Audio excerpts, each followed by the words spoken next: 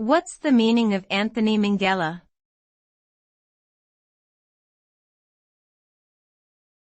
Anthony Minghella.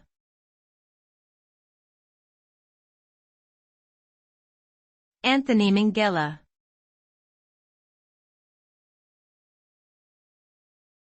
Anthony Minghella.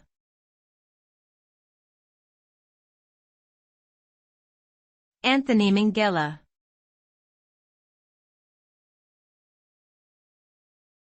Anthony Minghella.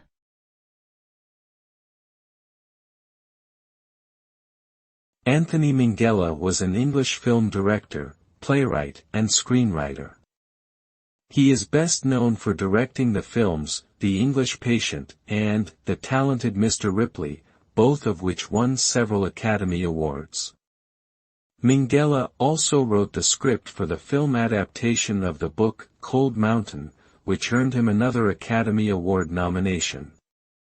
Outside of film, Minghella also wrote several plays, including Two Planks and a Passion and Made in Bangkok.